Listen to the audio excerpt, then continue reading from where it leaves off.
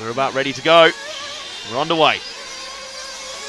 The top heat of qualifying. It'll take us about a lap or two to really establish who's on their pace. Straight away, Frank has picked up car 9. That is Nuno Casal Ribeiro. Good shout. He's one of our very fastest guys in the first session. So he'll be one to watch here. Seriously fast. So some pretty impressive form at the Neos, if I remember rightly. And loving the surface out here. Loving this track. As everyone is so far. Around the tiles, look at the big fishtail there. Getting the tail right out there, that was really nice. Pretty solid, and what does that lead for a first lap of 37.1? That is a good opening salvo. Straight away that puts him in the 9 lap bracket. What you want to see, and right now the other laps coming through, no one is quite there, but the others. Casal Ribeiro navigates those tricky off-camera corners right up the EFRA tabletop. He slid right out, coming into the tabletop, up the ramp there. There. On the doubles there. Round the tile hairpin. It's really smooth. That's really nice. Really good stuff. Round through the berm. Oh, he's laying in some good laps. This is good stuff from Nuno Casal Ribeiro. He's really putting himself in contention for that TQ spot and responding to the fast pace of the guys we saw in the previous session.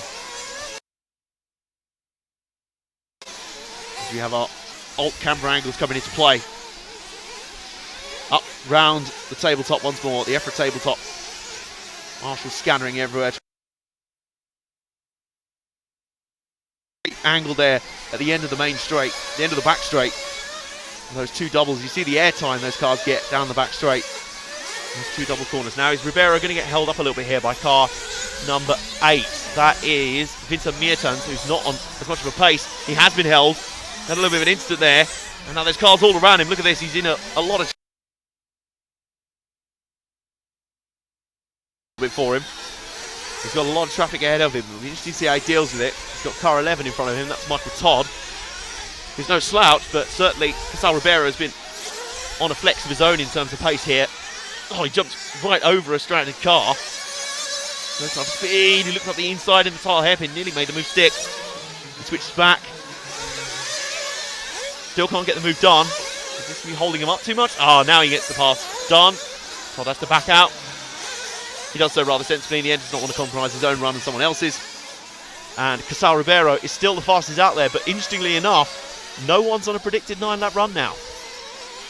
Except Zacharias Villalba, who's just flashed up on the screen. So he might be one to watch in a minute, judging by how the time's coming out. Car 5 is right in front of us right now through the triples are coming into the S section.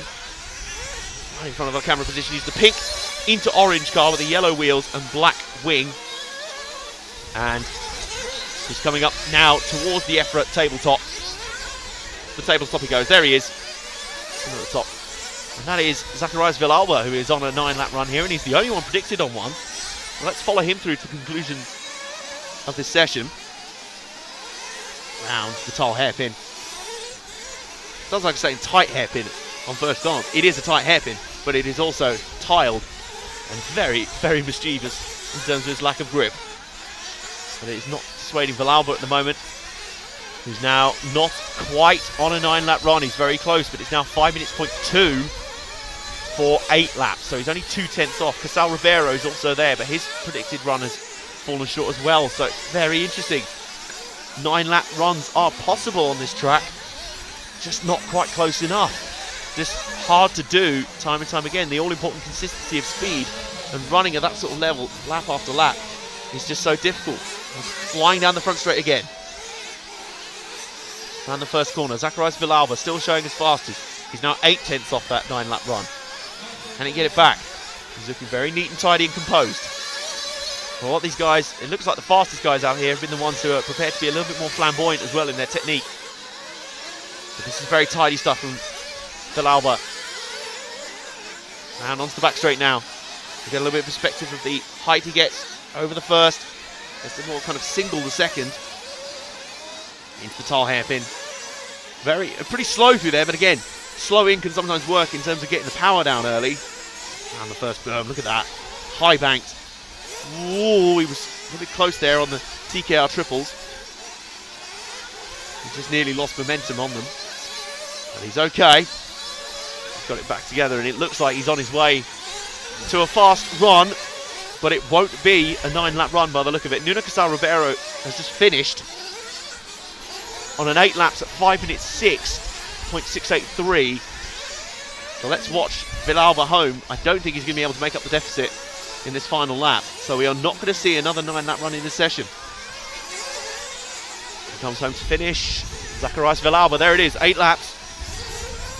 5 minutes 01.555. So the plot twists again. We saw 2 guys in the last session who had not hit 9-lap runs in the first round do just that.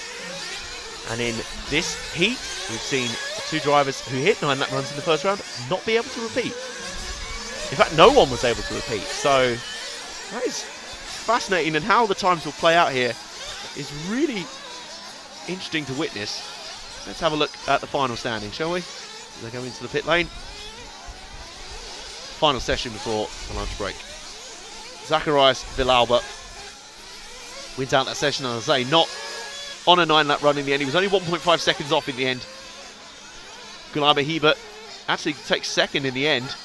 Nuno Casal Ribeiro only 5th. It's a bit of a surprise considering the early pace. Guilherme Hebert, Alejandro Taras, Joao Lopez, and Nuno Casal Ribeiro, your top 5 ahead of Musso, Mertens, Melo, Todd, and Michade.